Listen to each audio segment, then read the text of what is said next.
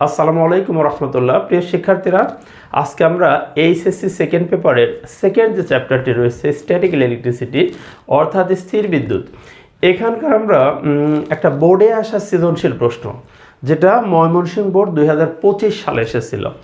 দেখো, এইটা নিয়ে আমি আলোচনা করব। আশা করি পুরো ক্লাসটি জুড়ে তোমরা আমার সাথে থাকবে এবং খুব সহজেই এটার অ্যান্সার তোমরা বুঝতে পারবে। দেখো, যে একটা প্রশ্ন অর্থাৎ উদ্দীপকে এরকম একটা সার্কিট দেওয়া ছিল যে প্রশ্নটাতে এরকম C1 এবং C1 C2 C3 তিনটা ক্যাপাসিটর মিনস এটা হলো ধারক। তোমরা হয়তো এই অধ্যায়টা পড়ছো, থিওরিক্যাল পড়ছো, যে ক্যাপাসিটর বা ধারক এটা দেখো C1 C2 C3 তিনটা ক্যাপাসিটর এবং একটা তড়িৎ কোষ, এটা নিয়ে একটা বর্তনী গঠিত হয়েছে। এখন এই বর্তনীতে তোমাদেরকে প্রশ্ন করছে বর্তনীটির তুল্য ধারকত্ব কত। তাহলে আমরা তুল্য ধারকত্ব বের করব এবং পরের যে প্রশ্নটি আসছে দেখো ঘ নম্বরে, যে এই বর্তনী থেকে অধিক পরিমাণ যদি সঞ্চিত শক্তি পেতে চাও তাহলে কিভাবে এই ক্যাপাসিটরগুলোকে সংযুক্ত করতে হবে। সহজ একটা প্রশ্ন ছিল, আমরা এটা নিয়ে আলোচনা করি। দেখো, প্রথমে আমরা গ নম্বর প্রশ্নের আলোচনা করি, এই বর্তনীর তুল্য ধারকত্ব কত। আচ্ছা, তোমরা এই বর্তনী দেখে দেখো বুঝতে পারতেছো যে এখানে ক্যাপাসিটর C1 এবং C3, এই যে দুইটা ক্যাপাসিটর কিন্তু C1 এবং C3, এই দেখো C1 এবং C3 এই দুইটা ক্যাপাসিটর কিভাবে আছে, এই সার্কিটে প্যারালালে আছে।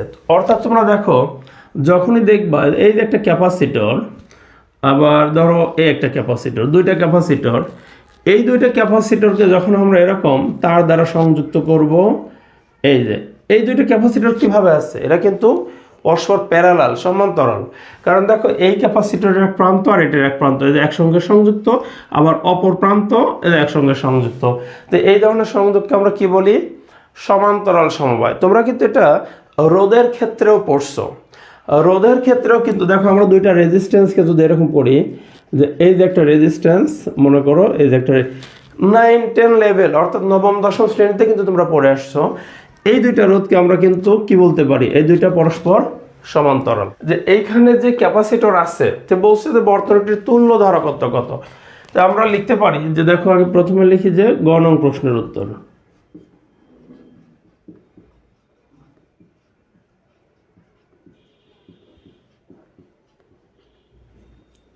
আচ্ছা, আমাদের তুল্য ধারকত্ব নির্ণয় করবো, তো লিখবো যে বর্তনীতে বা চিত্রে বর্তনীতে ধারক কোনটা C1 ও C3 পরস্পর সমান্তরালে সংযুক্ত।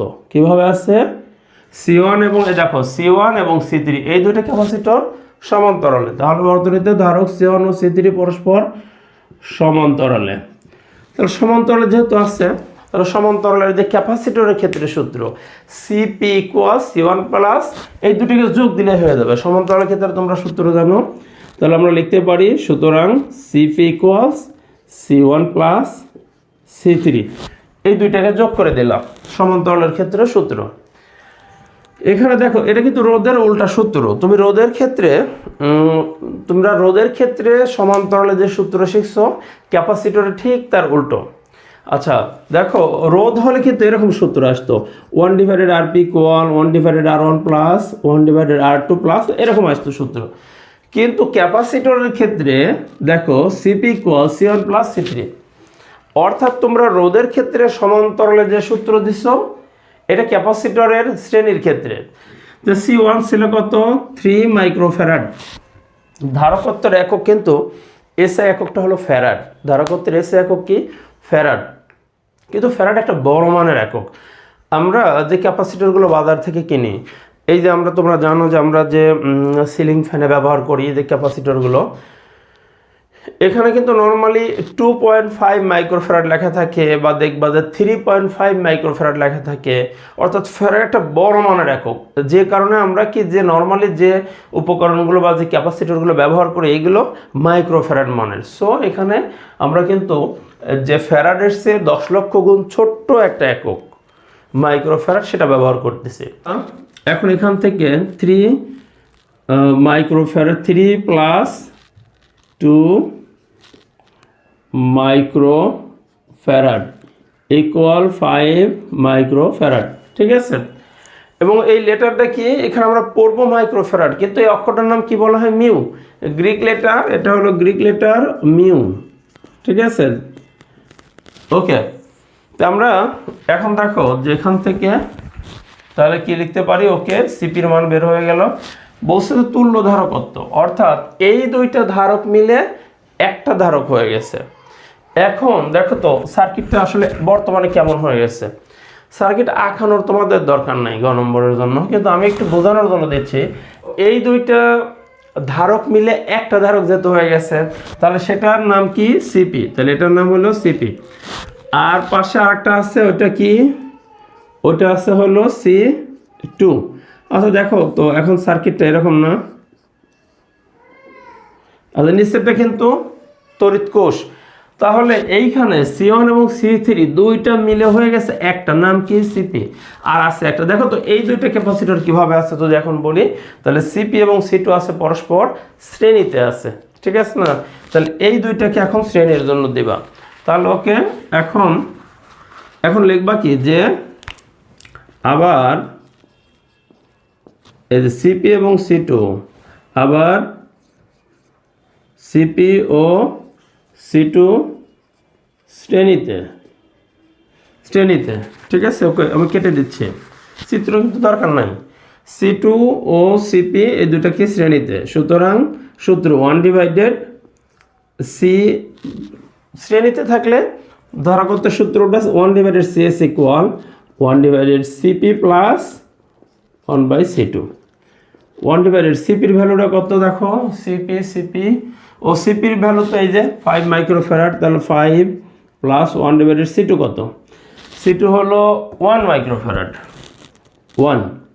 তো এখান থেকে একটু ক্যালকুলেশন করো, 1/5 প্লাস 1, অর্থাৎ 5 লসাগু নিলে এখান থেকে 1 প্লাস 5 ইকুয়াল 6/5। এটা হলো কিসের মান? 1/CS। সুতরাং শুধু সিএসটা কত? তখন কি হবে? এটা উল্টে যাবে, উপরে যাবে 5 আর নিচে 6। এখন তোমরা 5কে 6 দ্বারা ভাগ দিয়ে দাও, তাহলে কত আসছে আমরা একটু দেখি। 5/6 0.833, 0.833। এটা হলো তুল্য ধারকত্বের এককটা কি হবে? ধারকত্বের একক, যেহেতু আমরা এখানে মাইক্রোফ্যারাড ব্যবহার করছি, তাহলে এখানে আমরা মাইক্রোফ্যারাডে রাখবো, অবশ্যই মাইক্রোফ্যারাড। তো এটাই কিন্তু উত্তর। ওকে, তো কেউ ইচ্ছে করলে তোমরা যদি মনে করো এটাকে আমি ফ্যারাড বানাবো, তাহলে তুমি মাইক্রোফ্যারাডকে আবার 10 লক্ষ দিয়ে ভাগ দিয়ে দিলেই ফ্যারাড হয়ে যাবে। ওকে থাক, এটাই তোমরা অ্যান্সার লিখবা, মাইক্রোফ্যারাড উত্তর। এখন দেখো বলছে যে বর্তনীটি থেকে অধিক পরিমাণ সঞ্চিত শক্তি পেতে, মানে এই সার্কিট থেকে তুমি যদি খুব বেশি শক্তি পেতে চাও, মানে সর্বোচ্চ এনার্জি, মানে এই সার্কিটের যে 3টা ক্যাপাসিটর আছে, এই যে এই 3টা ক্যাপাসিটর দিয়ে তুমি যদি সর্বোচ্চ শক্তি পেতে চাও, তাহলে তোমার ক্যাপাসিটরগুলোকে কিভাবে সাজাইতে হবে, মূল কথা কিন্তু এইটা। আচ্ছা, তো তোমরা জানো, দেখো ক্যাপাসিটরকে যদি, এখন একটা কথা যে সঞ্চিত শক্তি, ধারকের সঞ্চিত শক্তির রাশিমালাটা জানা লাগবে, না হলে তো বুঝবা না। তো আমি গ নম্বর কেটে দিচ্ছি, ঠিক আছে। এখন আমরা ধারকে সঞ্চিত শক্তির রাশিমালাটা দেখবো। দেখো আমরা জানি, আমরা ঘ নম্বরের উত্তর গেছি। দেখো ঘ, আমরা জানি ধারকে সঞ্চিত শক্তি, আমরা জানি ধারকের সঞ্চিত শক্তি U equals half CV square. তোমরা এই সূত্রটা জানো যে ধারকের সঞ্চিত শক্তির রাশিমালা হলো ইউ সমান, ইউকে বলা হচ্ছে শক্তি, ইউটা হলো এনার্জি, সঞ্চিত শক্তি, ইউ সমান হাফ সিভি স্কোয়ার। এখন এখান থেকে দেখো আমরা, আচ্ছা এখান থেকে বা দেখো তো আমরা কি লিখতে পারি, বা ইউ ইকুয়ালস, আচ্ছা হাফ তো একটা কনস্ট্যান্ট, হাফ একটা সংখ্যা, নির্দিষ্ট মান আছে যেহেতু ধ্রুবক। আচ্ছা দেখো তো এই সার্কিটের যে ভি সমান 10 ভোল্ট, এটা তো নির্ধারিত, ভি সমান 10 ভোল্ট, তাহলে এটাও তো একটা ধ্রুবক।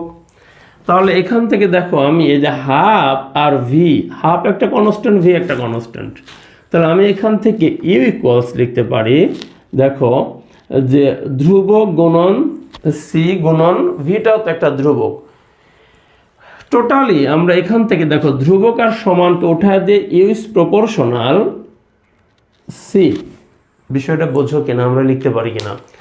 যেহেতু আমরা এখন দেখতে পাচ্ছি যে সি এর আগের যে লেটার হাফ এটা একটা ধ্রুবক, সি এর পরে যে সি এর আগের ডিজিট হাফ এটা একটা ধ্রুবক, সি এর পরের যে লেটার ভি এটাও তো 10 ভোল্ট, এটাও তো নির্ধারিত মান, এটাও ধ্রুবক। তাহলে আমি এখান থেকে দেখতে পাচ্ছি কি যে ইউ শক্তিটা শুধু নির্ভর করতেছে কার উপরে, সি ধারকত্বের উপরে, অর্থাৎ সি যত বেশি হবে ইউ তত বেশি হবে। ধারকত্ব বাড়লে ধারকের সঞ্চিত শক্তি বেশি হবে। তাহলে এই সার্কিটের তুল্য ধারকত্ব, এই সি কে বোঝানো হচ্ছে তুল্য ধারকত্ব, এই সার্কিটের তাহলে দেখো আমি লিখতে পারি বা সঞ্চিত শক্তি সমানুপাতিক তুল্য ধারকত্ব।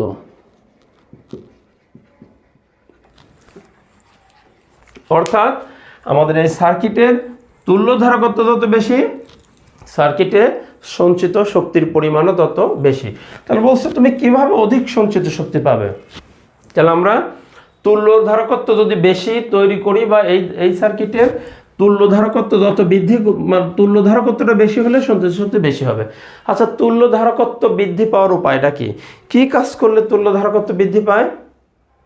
যদি আমি ধারকগুলোকে সমান্তরালে সংযোগ দেই তবেই তুল্য ধারকত্ব বৃদ্ধি পাবে, আর তখন সঞ্চিত শক্তিও বৃদ্ধি পাবে। তাহলে ধারকগুলোকে কিভাবে সংযোগ দিতে হবে? সমান্তরালে। তুমি মনে রাখবা যে অনেকগুলো ধারককে যখন সমান্তরালে সংযোগ দিই তখনই কিন্তু তুল্য ধারকত্বটা বেশি হয়, আর যত শ্রেণীতে সংযুক্ত করব তত তুল্য ধারকত্বটা কমে যাবে। তাহলে যে উদ্দীপকের দেখো আমি এই কথাগুলো লিখতে পারি, বর্তনী থেকে অধিক পরিমাণ সঞ্চিত শক্তি বেশি পেতে হলে ধারকগুলোকে সমান্তরালে সংযোগ দিতে হবে। তাহলে আমি এখানে যদি লিখি যে বর্তনীতে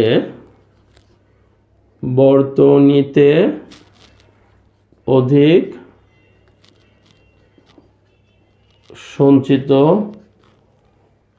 সঞ্চিত শক্তি, বর্তনীতে অধিক সঞ্চিত শক্তি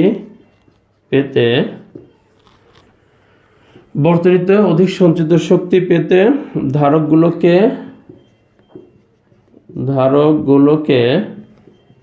সমান্তরালে যুক্ত করতে হবে। সেক্ষেত্রে বর্তনীটি হবে নিম্নরূপ।